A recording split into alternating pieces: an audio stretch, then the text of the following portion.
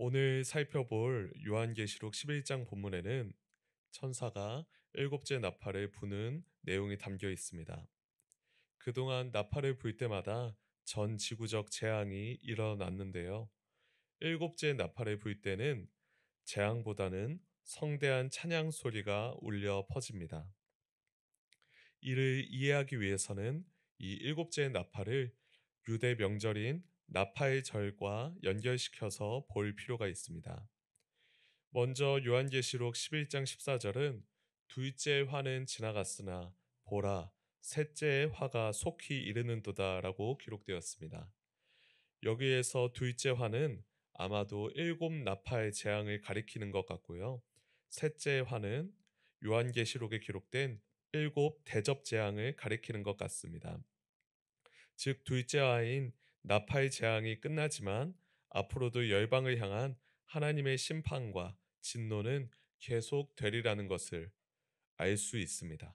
그러면 구체적으로 일곱째 나팔이 울려 퍼지고 어떤 일이 발생하는지 살펴보겠습니다. 마지막 나팔이 울려 퍼지자 하늘에서 큰 음성들이 나옵니다. 제가 요한계시록 11장 15절을 읽겠습니다.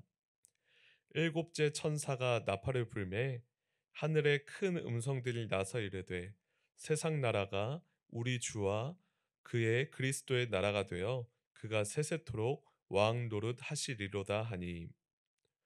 요한은 세상 나라가 우리 주와 그의 그리스도의 나라가 되어 그가 세세토록 왕 노릇 하시리로다라는 하늘의 소리를 듣습니다.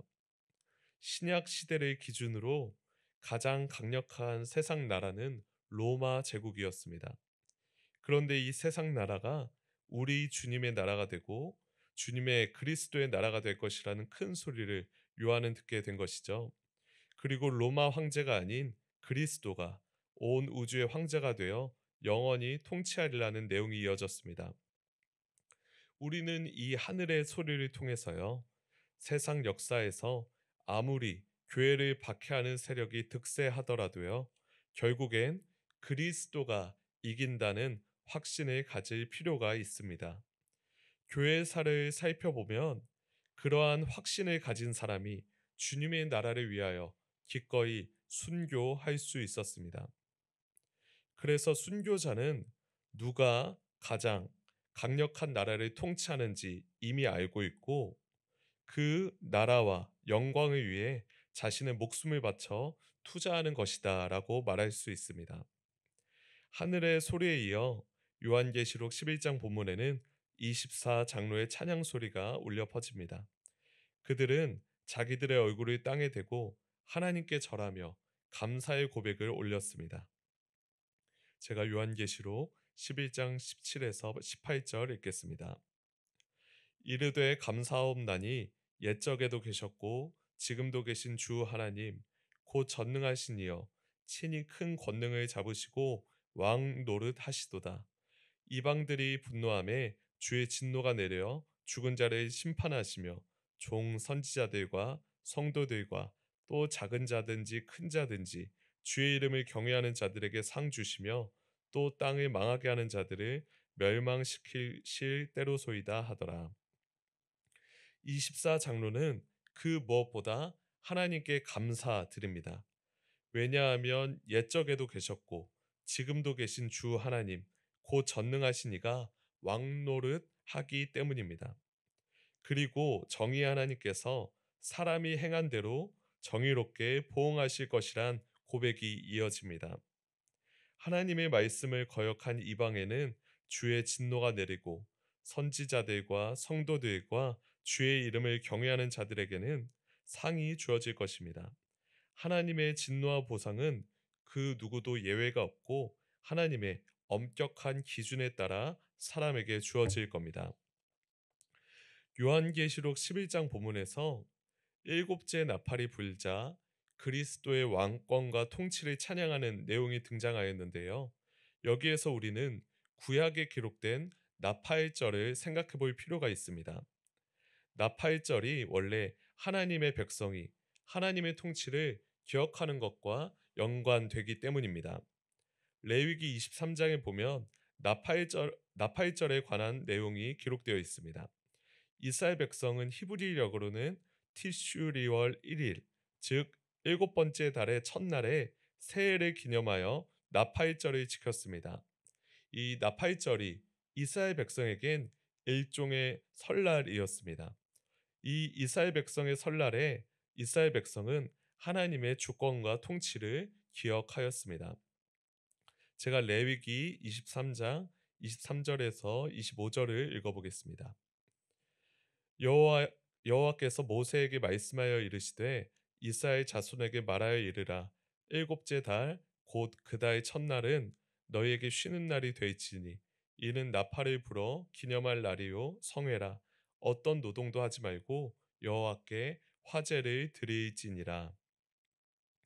레위기 23장에 따르면 나팔절은 이스라엘 자손에게 쉬는 날이었으며 어떤 노동도 하지 말아야 했습니다.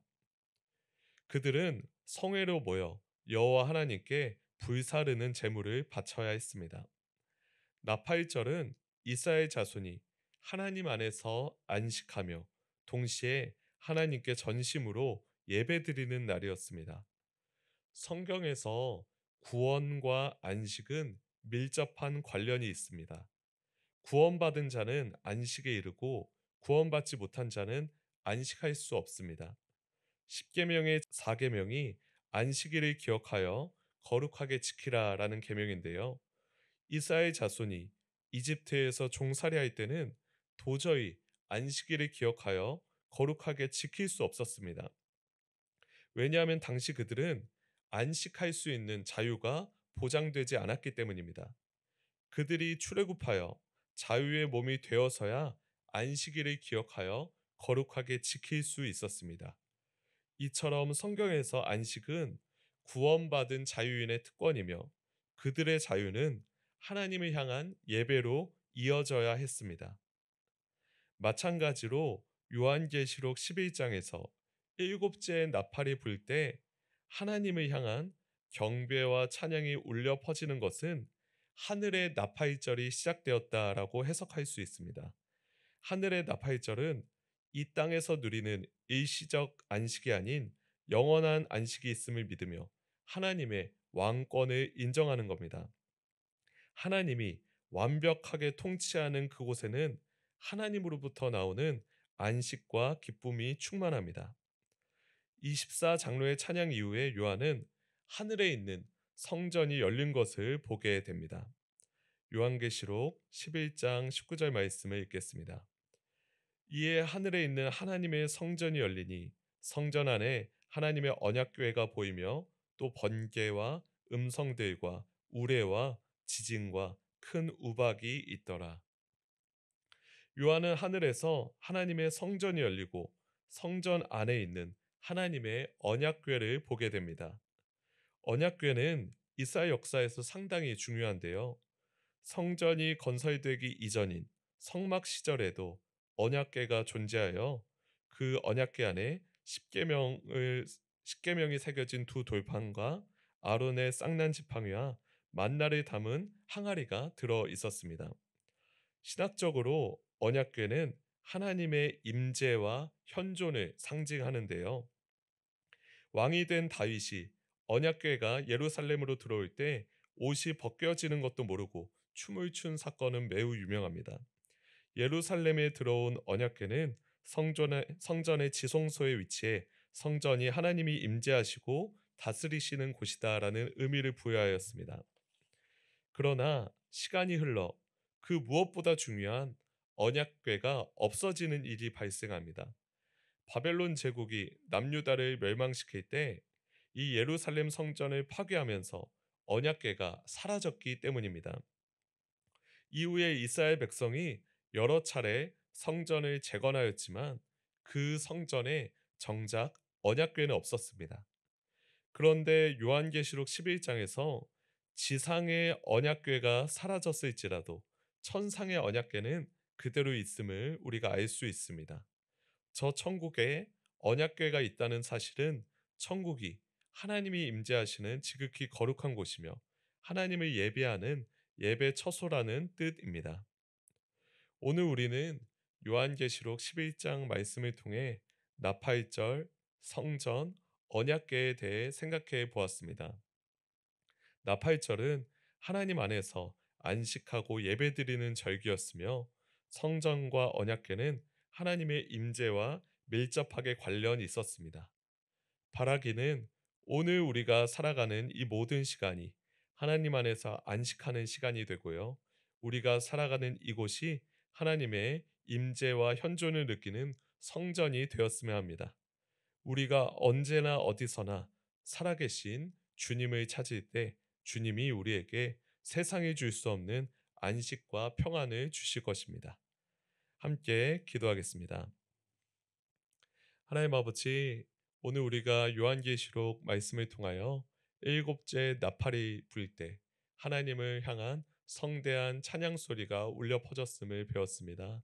주님, 오늘 하루 우리가 주님 안에서 참된 안식을 누리게 하여 주시고 세상이 줄 수 없는 참된 평안을 우리의 삶 가운데 허락하여 주시옵소서. 그리하여 우리가 살아 숨쉬는 그 모든 곳 하나님의 임재와 현존을 느끼며 거룩한 성전 되게 하여 주시옵소서. 감사합니다. 예수님 이름으로 기도드렸습니다. 아멘.